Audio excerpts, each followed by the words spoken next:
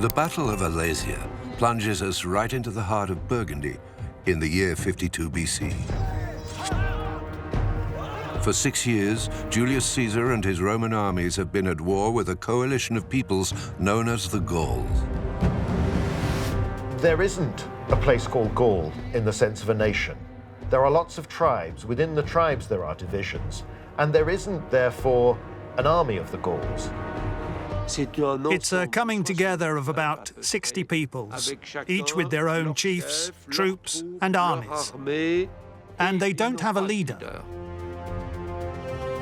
The Arverni, the Aedui, the Parisi, a myriad of different peoples make up Gaul.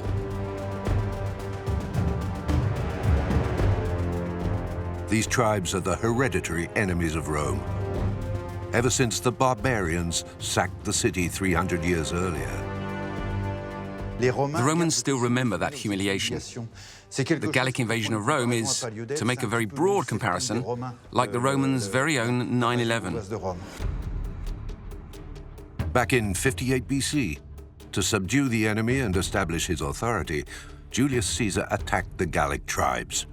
A Roman victory would bring him revenge, glory, and fortune. Like a huge steamroller, the Roman legions crushed the enemy and one by one dominated all the tribes. The Roman army is the most sophisticated military machine in the Western world at this time. After 6 years of relentless warfare, the Gauls had to show unity. The Council of Gauls appointed a young Arverni aristocrat to stand up to Caesar, a warlord by the name of Vercingetorix. Julius Caesar and Vercingetorix. Two very different men, but both exceptional strategists, whose destiny will be played out in the gigantic Battle of Alesia.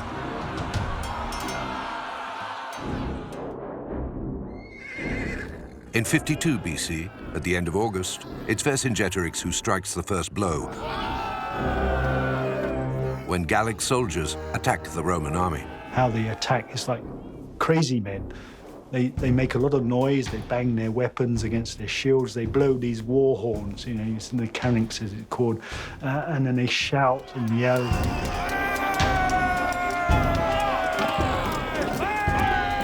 And then they do this mad rush, the Celtic charge as it's called, and they just, every man for himself, no discipline, nothing. That's it, who can get there first?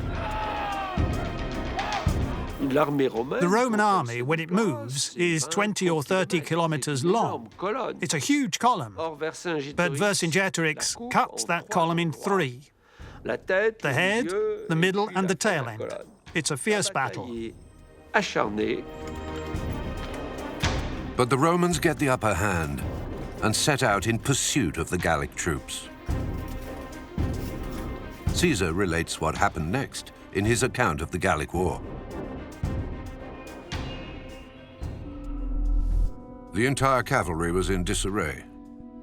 Vercingetorix set out immediately for Alesia, the city of the Mandubians. Vercingetorix decides that he will stand and fight, and he chooses the site of Alesia as his position to stand where he will face Julius Caesar and his army. And anybody who's visited the site will appreciate that he had a good eye, a good military eye for a defensive position. It is a marvelous position. Vercingetorix and his 80,000 soldiers retreat to Alesia. It's a walled city that's called an oppidum. Alesia is one of the largest oppida in Gaul. It's one of the few that have been found in this region. There's been a lot of construction on this oppidum of Alesia that dates back to the beginning of the 1st century BC. It also includes a public square. There would be workshops, there would be ironsmiths, coppersmiths, bronzesmiths. There would have been places for people a market, if you like. So, you know, a very lively place. Not much unlike a medieval village. Vercingetorix hasn't chosen this place at random. The oppidum of Alesia stands on Mount Auxois, a limestone plateau 400 meters above sea level, with excellent natural defenses.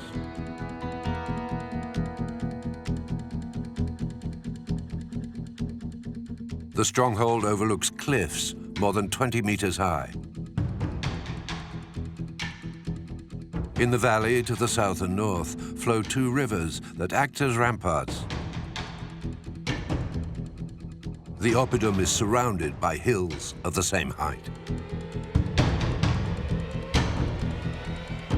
These natural defenses are completed by the impressive system of Gallic fortifications that arouses the admiration of Caesar himself, the Murus Gallicus. Its colossal rampart is built around a wooden frame filled and trimmed with stones. Its strength and its ability to stand up to artillery fire are remarkable. Alesia would appear to be impregnable. This is an area where Vercingetorix has the advantage of supplies from the town. If Caesar chooses to attack him, then the advantages are with Vercingetorix. And this is why Caesar doesn't attack. So basically, Julius Caesar decided, I will not fight him, I will starve him.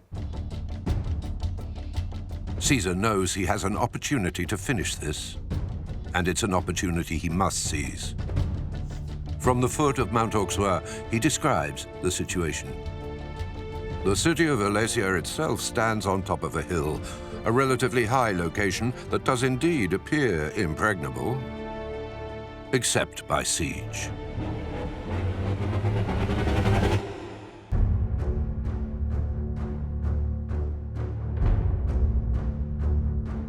On his arrival, Caesar sets up his camps in a ring at strategic locations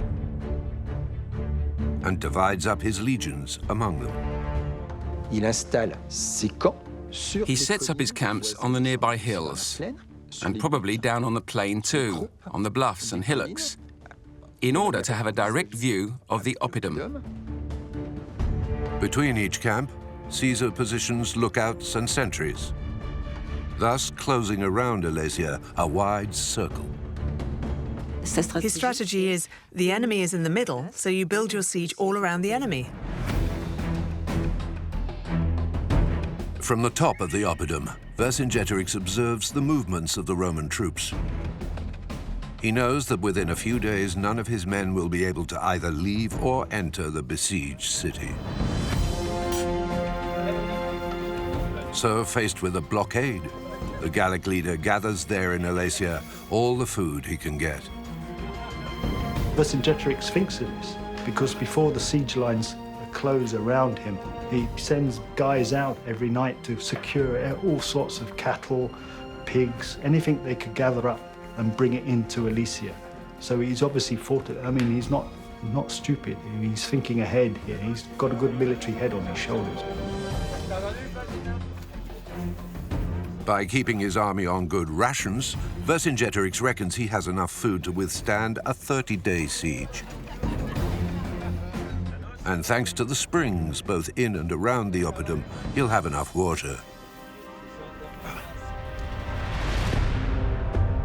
To protect themselves, the Gauls strengthen all their defenses. At the east side, it was more gentle, the slope. So when Vercingetorix occupies Alesia, he digs a huge ditch across the east face of the hill and builds a 6-foot-high wall of stone. Vercingetorix builds what's known as a macaria. You collect small stones from all around and make a big stone rise to protect the camp. So several thousand men are requisitioned to build a 2-meter-high wall. And this macaria protects all his cavalry stationed on the slopes.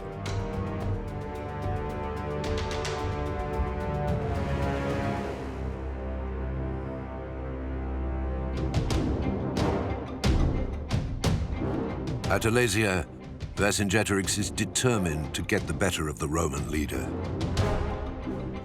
And as for Caesar, He may not have chosen the site of the battle, but he intends, with all his strength and power, to shape history to his own will.